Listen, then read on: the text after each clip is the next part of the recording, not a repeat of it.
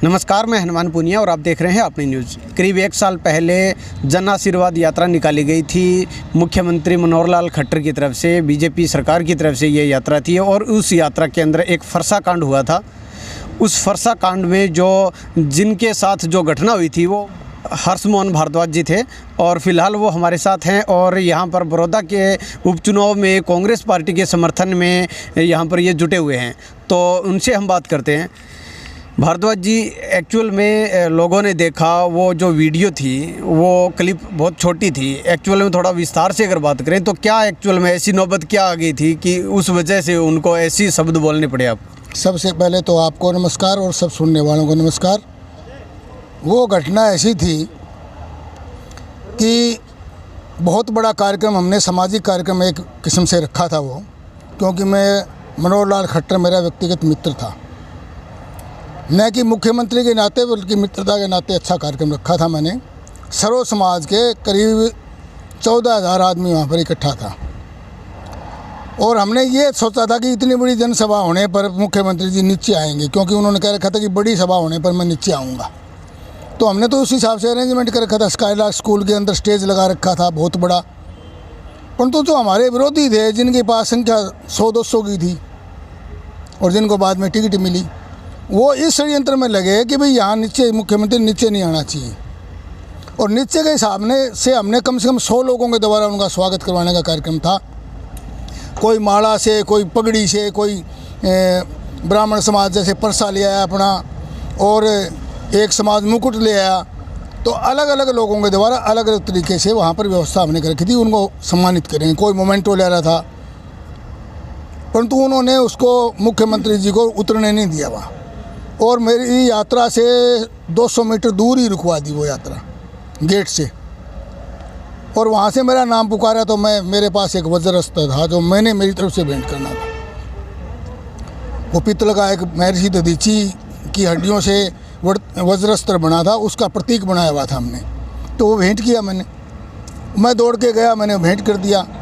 इतनी दौड़ में वो सारी जनता भी वहाँ आ गई, फूल बरसने लगे, माला बरसने लगी, बहुत जोश था लोगों में।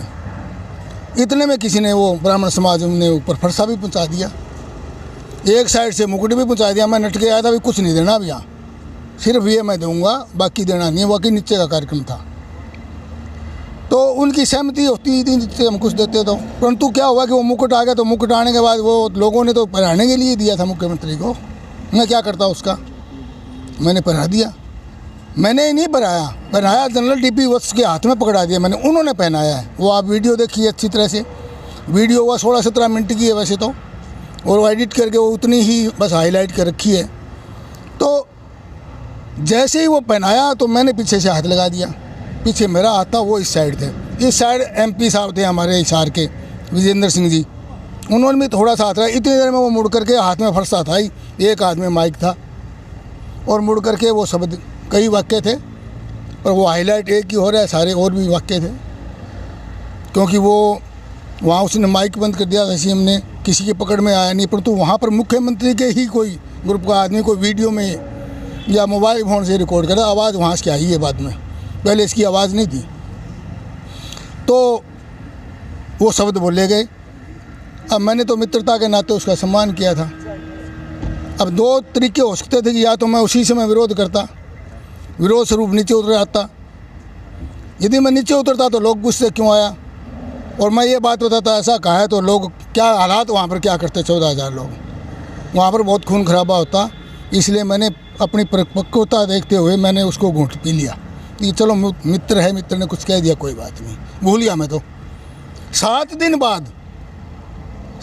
बाद इन्हीं मेरे विरोधी लोगों ने, पार्टी के लोगों ने उसको वायरल कर दिया। वो आवाज़ कहीं से निकलवाई और करके उसको एडिट करके, और वो सिर्फ वही वाक्य, गर्दन काट दूंगा तेरी हड़प, गर्दन काट दूंगा तेरी हड़प। वो किस लिए किया था, मेरी बेइज्जती करने के लिए। पर जब वो उल्टी पड़ने लगी CM को, भाई आपने ऐसे कैसे कहा, तो तब उनके समझ में आई।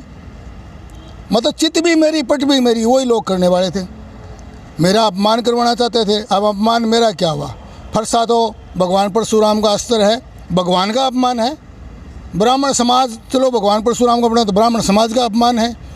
वहाँ पर जो शब्द बोले गए मुख्यमंत्री के तौर पर तेरी गर्दन काट दूंगा तेरी, एक मनुष्य को ऐसी भाषा बोलते हैं हरियाणियों, सब हरियाणियों का अपमान है, मेरा व्यक्तिगत अपमान थोड़ी है वो, और उसका समाज ने बदला लिया। आपने कहा कि वो मेरे मित्र थे, तो उसके बाद आपकी मित्रता वैसे की वैसे रही या फिर वो ख़त्म होगी, क्या रहा उसमें? आप अंदाज़ा लगाइए, रह सकती है क्या?